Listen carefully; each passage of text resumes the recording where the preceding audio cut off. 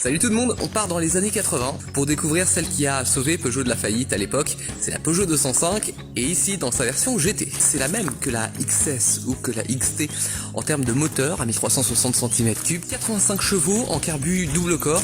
Elle est de décembre 87, donc c'est la phase 2.1, c'est-à-dire qu'elle a le nouveau tableau de bord, on va le voir dans un instant, mais elle a encore les clignotants orange et les feux de recul qui sont incorporés ici. Ce ne sera plus le cas sur la phase 2 à partir de 1990 où le feu de recul sera ici. La fameuse râpe à fromage comme on l'appelait à l'époque, c'est cette bordure de plastique noir qui court tout au long entre les feux. GT ça désigne la 5 portes, en 3 portes c'était la XT ou la XS.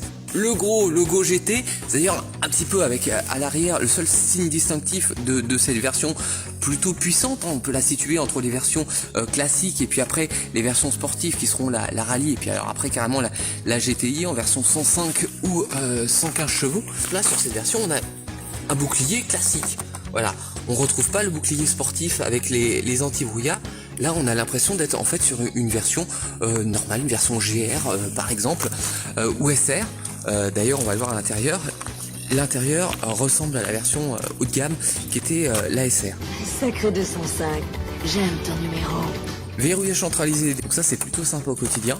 Voilà, on a dans notre contre-porte que vous voyez, alors déjà elle est moussée, hein, pour ceux qui aiment la qualité, même dans les années 80, même sur les petites voitures. Et on a un habillage velours, donc ça c'est plutôt sympa.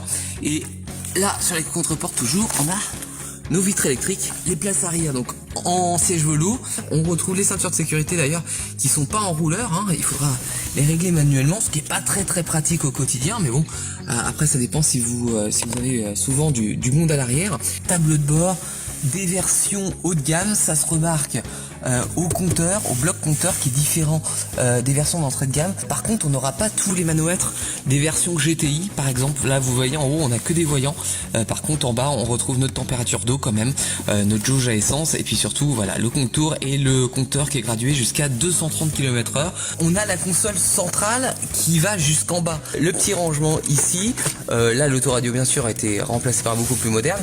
En haut on a le petit rangement pour mettre les pièces de monnaie qui est tout feutré. L'assemblage on est sur une petite bagnole des années 80, donc c'est pas ajusté à la perfection, loin de là, mais cela dit on a quelques touches on va dire de haut de gamme. Je vous parlais des contreportes tout à l'heure, mais là c'est vrai que tout ce revêtement là en fait, et ben il est pas c'est pas du revêtement dur non plus, donc c'est pas mal, hein. Petite attention aussi, on a le plafonnier classique et puis on a aussi le lecteur de carte. Alors je vous montre même le plafonnier, hein, qui est plutôt clair, et en fait l'ambiance, bon on est sur une ambiance plutôt grise, hein, voilà de l'habitacle, mais on s'y sent bien parce que c'est plutôt confortable, les sièges sont en velours, l'ambiance est pas trop sombre.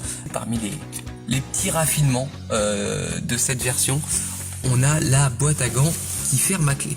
On a aussi, et c'est pareil, ça c'est très typique des années 80 et ils mettaient ça en avant alors que maintenant on retrouve ça plus du tout. L'équipement suprême, c'est le cendrier arrière. Allez, un angle un petit peu plus lointain de la 205, ça n'a pas trop vieilli, hein, au niveau de la ligne je trouve. J'aime bien la calandre avec les phares. Là il est assez brut et je trouve qu'en fait ça lui donne un charme qui est propre à la 205 quoi. Et ça lui donne un charisme en fait à cette voiture. La 205 c'est plus de 5 millions d'exemplaires, c'est la voiture qui a sauvé Peugeot, c'est un véritable succès. D'ailleurs il fallait pas qu'ils se loupent quand ils ont sorti cette voiture, parce que aujourd'hui on aurait peut-être plus de Peugeot ni de Citroën, hein, pour le coup. Ils ont réussi leur pari et ils en ont fait une petite bagnole sympa où on retrouve des éléments qu'on retrouvera après dans les autres Peugeot. Je reparle de la râpe à fromage à l'arrière, ça c'est typique de Peugeot dans les années 80-90. Ils ont fait un compromis qui est plutôt réussi entre le design qui est quand même important chez Peugeot et la praticité.